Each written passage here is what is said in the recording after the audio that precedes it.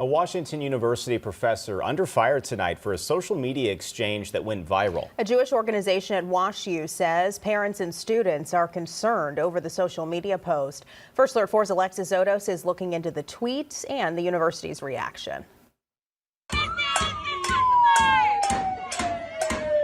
Los Angeles police are investigating a protest as a possible hate crime after protesters threw smoke devices at the home of the president of the American Israel Public Affairs Committee, also known as AIPAC.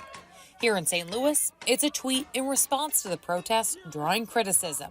The Twitter account Stop Anti-Semitism shared both the protest video and a Twitter response, allegedly from a Washington University professor, calling it, quote, pretty cool, saying, quote, let those who enable mass murder not live in peace.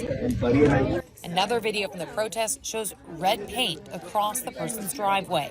The tweet is from Brett Gustafson, the account now private, identifying himself as an anthropology professor at WashU. Washington University shared a statement with First Alert 4 saying, the opinions he has expressed as an individual do not represent the university's position. We do not condone intimidation, and we will not tolerate discrimination, harassment, or threatening behavior. WashU Hillel, a Jewish organization on campus, says they've received numerous communications from parents and students about Professor Gustafson's, quote, anti-Israel bias, including his troubling post. Biden, what'd you say? Biden, what'd you say? Tensions remain high, and students First Alert 4 spoke with did not want to go on camera voicing support or condemning the professor's tweet.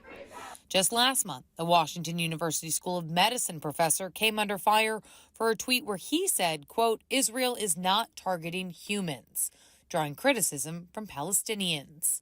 Washington University said they will follow up based on their policies and processes. I did reach out to the professor to see if he had any comment or further explanation about what he meant by that tweet. At this point, we haven't heard back.